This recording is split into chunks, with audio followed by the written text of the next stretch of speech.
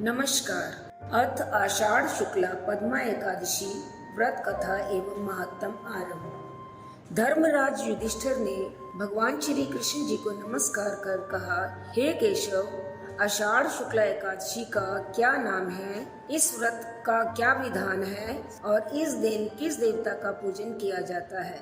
श्री कृष्ण भगवान कहने लगे, हे युधिष्ठिर, जिस कथा को ब्रह्मा जी ने नारद जी से कहा था वही कथा मैं तुमसे कहता हूँ। एक समय नारद जी ने ब्रह्मा जी से यही प्रश्न किए। तब ब्रह्मा जी ने उत्तर में नारद जी से कहा कि हे नारद, तुमने कलयुग के मानवों के उद्धार के लिए अति उत्तम प्रश्न किए हैं, क्योंकि एकादशी का व्रत सब व्रतों में श्रेष्ठ है। आषाढ़ शुक्ला एकादशी का नाम पद्मा एकादशी है। इसे देवशयनी एकादशी भी कहते हैं। इस व्रत में भगवान विष्णु का पूजन किया जाता है। इस व्रत के करने से भगवान विष्णु प्रसन्न होते हैं। ब्रह्मा जी ने कहा, हे नारद, अब मैं तुमसे एक पौराणिक कथा कहता हूँ। तुम चित्त को एकाग्र करके और मन लगा करके वह कथा सुनो। सूर्य वंश में मंधाता नाम का एक चक्रवर्ती राजा हुआ है, जो सत्यवादी और महान प्रतापी था। वह अपनी प्रजा का पुत्र की तरह पालन किया करता था। उसकी प्रजा धन धान्य से भरपूर एवं सुखी थी।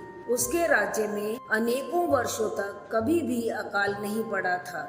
एक समय उस राजा के राज्य में 3 वर्ष तक वर्षा नहीं हुई, जिसके कारण नदी, तालाब, झरने आदि सब धीरे धीरे सूखने लगे और अकाल की स्थिति उत्पन्न हो गई। फसलें नष्ट होने लगी।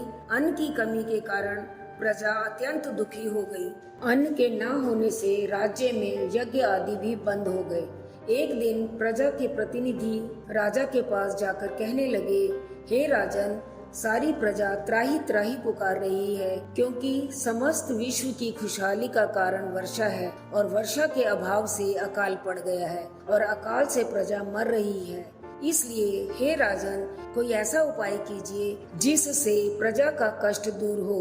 राजा मंधाता कहने लगे कि आप लोग ठीक कह रहे हैं। वर्षा से ही अन्न उत्पन्न होता है और आप लोग वर्षा न होने से अत्यंत दुखी हो रहे हैं। मैं आप लोगों के कष्ट को समझता हूँ। ऐसा कहकर राजा कुछ सैनिक साथ लेकर वन की तरफ चल दिया। वह अनेक ऋषियों के आश्रम में भ्रमण करता हुआ अंत में ब्रह्मा के पुत्र अंगिरा ऋषि के आश्रम में पहुँचा। वहाँ राजा ने घोड़े से उतरकर अंगिरा ऋषि को प्रणाम किया।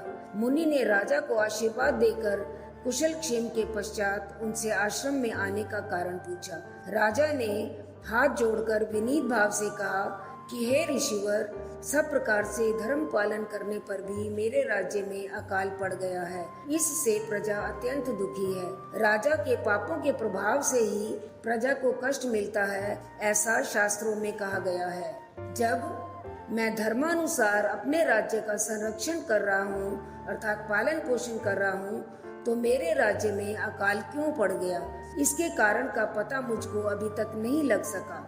अब मैं आपके पास इसी संदेह के निवारण के लिए आया हूँ। कृपा करके मेरे इस संदेह को दूर कीजिए।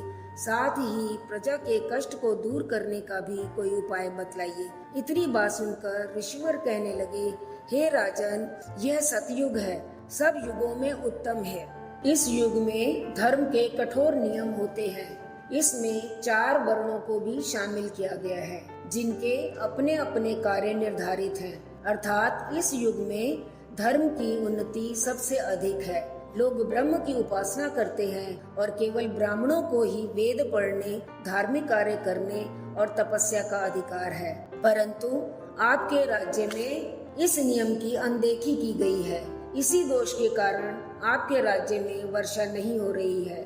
यदि आप प्रजा का भला चाहते हैं तो इस नियम का उल्लंघन करने वाले को मृत्यु दंड दो। इस पर राजा कहने लगे कि हे ऋषिवर, मैं उस निरपराध तपस्वी को मृत्यु दंड नहीं दे सकता हूँ। इसके अतिरिक्त यदि प्रजा की खुशहाली के लिए कोई अन्य उपाय है तो कृपा कर बताएं, मैं उसका पालन अवश्य करूँगा। तब ऋषिवर कहने लगे, हे राजन, यदि तुम अन्य उपाय जानना चाहते हो तो सुनो। आषाढ़ मास के शुक्ल पक्ष की पद्मा नाम की एकादशी का विधि पूर्वक व्रत करो। व्रत के प्रभाव से तुम्हारे राज्य में वर्षा होगी और प्रजा सुख पाएगी, क्योंकि इस एकादशी का व्रत सब सिद्धियों को देने वाला तथा समस्त उपद्रवों को नष्ट करने वाला है। इस एकादशी का व्रत तुम प्रजा, सेवक तथा मंत्रियों सहित करो। मुनि के इस वचन को सुनकर राजा अपने नगर को वापस आ गया और उसने विधि पूर्वक पद्मा एकादशी का व्रत किया। उस व्रत के प्रभाव से वर्षा हुई और प्रजा को सुख पहुंचा। अतः इस मास की एकादशी का व्रत सब मनुष्यों को करना चाहिए। यह व्रत इस लोक में सुख समृद्धि देने वाला और परलोक में मुक्ति प्रदान करने वाला है। इस व्रत की कथा को पढ़ने और सुनने वाले मनुष्यों के भी समस्त पाप नष्ट हो जाते हैं और स्वर्ग लोक को प्राप्त करते हैं। इति श्री आषाढ़ शुक्ला पद्मा एकादशी व्रत कथा एवं महात्म संपूर्ण। विष्णु भगवान की जय। नमस्कार।